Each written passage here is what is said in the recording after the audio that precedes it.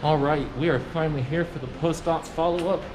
Hopefully he lets me record in there, but we'll see how it goes, and I will let y'all know everything afterwards if he doesn't.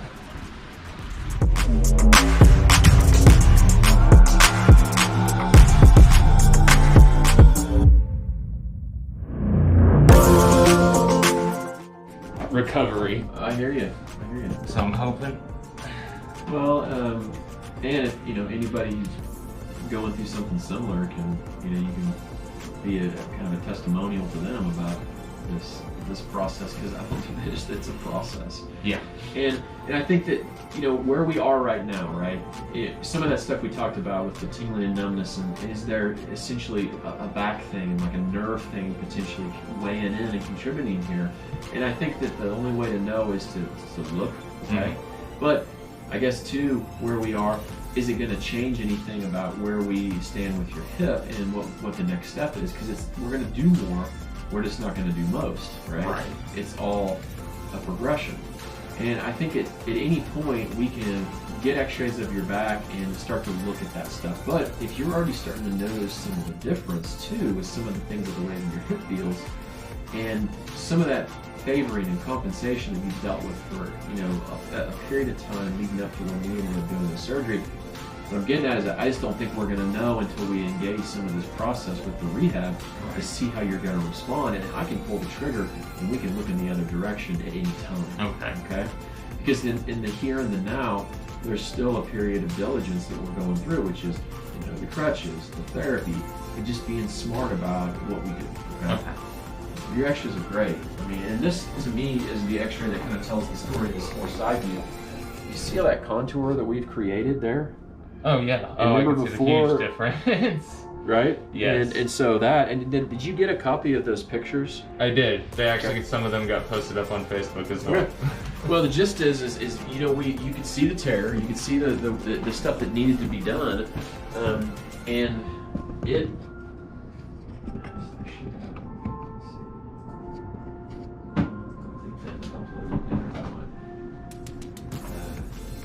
Uploaded into our system. You may just not have uploaded it quite yet.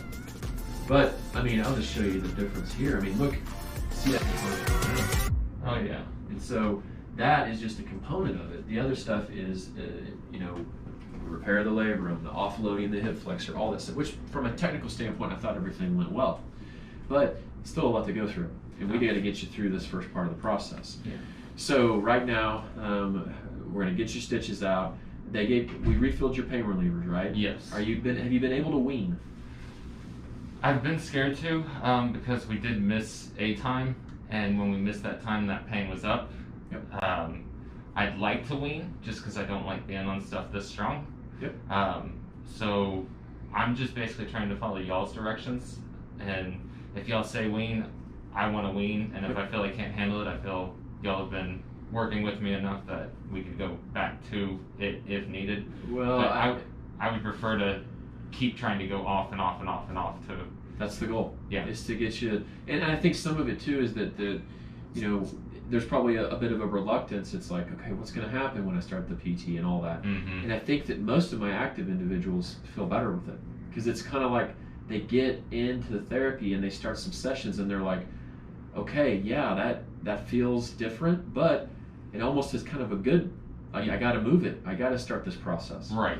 Now, the expectation is that there's going to be some discomfort with that, but if you're able to tolerate it too, and it's kind of that, okay, I'm waking the muscles back up kind of feeling as well, then that's the expectation. Okay. So the gist is at this point, we want you to wean if you can. Okay. And so just instead of taking them every 4, see if you can push it out, or if just break them in half, and then just see how you can do to see if you can take less and less. Yeah. Okay. Definitely. Then naproxen, I want you to keep taking at least once or twice a day. Okay. It's a good anti-inflammatory. Plus, it's helping stop that extra.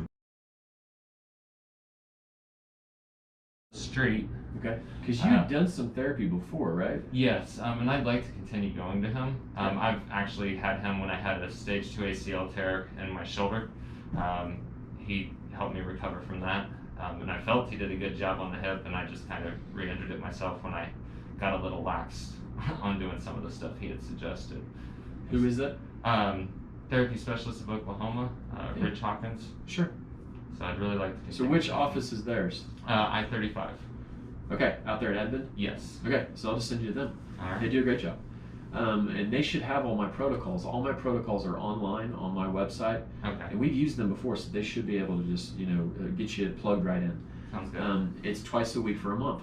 Okay. It's not like we're getting too ahead of ourselves because I still want you to be just touchdown weight bearing and on these crutches. And that's for the next month. Okay. So really what we're doing is we're limbering stuff up. We're starting to reactivate a little bit of your core. And we're just giving this some more time to allow it to scar down and kind of incubate. Okay. And then what I'd like to do is see you back in a month and see where we are. If you're good at that point, then we'll dump the crutches and we'll really pick up. Sounds and the good. other thing I think too is that some of that tingling stuff in the foot and all that, if you start to engage in the therapy and some of that just starts to get a little bit better and better, that's not a bad place to be. But if, say we get another month down the road and you're like, okay, that's kind of still there, then I think my threshold for getting an x-ray of your back and looking closer at that stuff, because I think we can walk and chew gum at the same time, right? Yeah. We can continue to rehab the hip as well as look a little closer, but where it stands today, I don't know if it's going to make a huge difference, because we need to just try to do what we can to start that process of the rehab with your hip. Yeah, okay? I'm completely okay with that, and that's why I was so ready to get in here, because there's certain things that I was worried about, like I was telling you, the range of motion or slight bending or things like that. Since they're not there, I was hoping that maybe it's just getting into that rehab, getting it moving, having the manual movements, getting that, hopefully it'll loosen it up. The only two concerns I have mainly is, you can see I'm sitting, but I can only do it for a short period of time, and I can only do it if my legs don't pass basically this. If they pass this, like we have a small car, I have to lay on my stomach in the car. With that said, I can only lay on my back for short periods of time before it starts to hurt. And so I'm just kind of hoping that you can help tell me that is hopefully a part of my hip as well, potentially. Well, and I think that you were so knotted up, right, Mm-hmm. leading up especially to the surgery, that now that we got the anatomy right, the only way we're going to know is to try. Okay. And it's to try to engage in the therapy and to try to get them moving you a little bit and get some of the, because everything's connected. It's all connected to your core. It's all connected to your back. And so seeing if some of that stuff with the therapy, you starting that process, will start to kind of offload some of that as well. I just don't think we're going to know until we try. Okay. Yeah. Because right now, as far as positions and all that, it's position of comfort. I'm fine with you starting to maneuver your leg around a little bit more to stretch things out. You obviously don't want to do it to the extent that you hurt yourself. Right. But yes, you can start to get a little bit more aggressive with movements. Okay. And even, putting your foot down and just relaxing your foot tends to offload the front of the hip some too. So you don't want to shift weight, but if you're just relaxing and resting your foot down, you'll probably notice that it'll relax some of the front of your hip as well. Okay. I've done that a couple times just because this leg tends to get weak when I lift this off the ground, just from if I'm standing too much. When I do it specifically right here on the lower area, it's not so much relief but more pressure that I'm feeling in it. Okay. Should that also relieve itself? Hopefully. We're just gonna have to keep moving. Excellent. It's all the above. It's just seeing what happens as we push you now into this rehab part of the process. And here's the thing, we're not getting too aggressive. We're just gonna start it, and we're just gonna start limbering things up and seeing what you tolerate. Because that's this protocol is pretty conservative early on, and it's for that reason. It's because it's a lot to go through. I don't diminish that.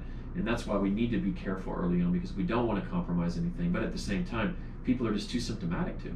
Right. Other questions for me? Actually, yeah, I put a few on my phone. I think we answered them. So him and I have already been talking, so he kind of already knows what's going on, and it sounds like he knows your protocol because he's kind of told me what we're going to be doing and stuff. And here's the thing: is that progress needs to be a nice smooth slope. We don't want it to be this, right? So that's why pace and all this matters, okay? Yeah. All right, well, let me get to work on this for you, okay? Okay. And then 1 month I want to see you back, okay? Okay. There we go. Do you have an allergy to adhesive? I do not. Okay.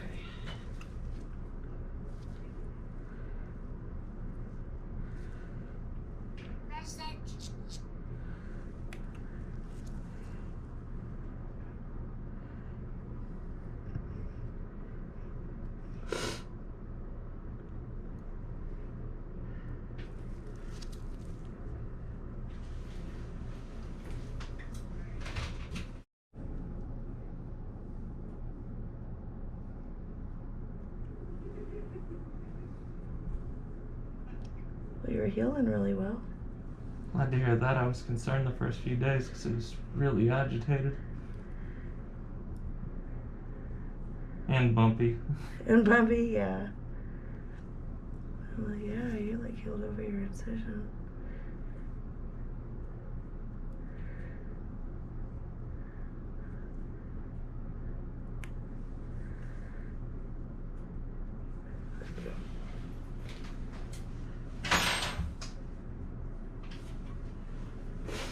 Alright, these are going to stay on for the next 7 to 10 days. They're just there to ensure that your incision stays closed now that your sutures are out.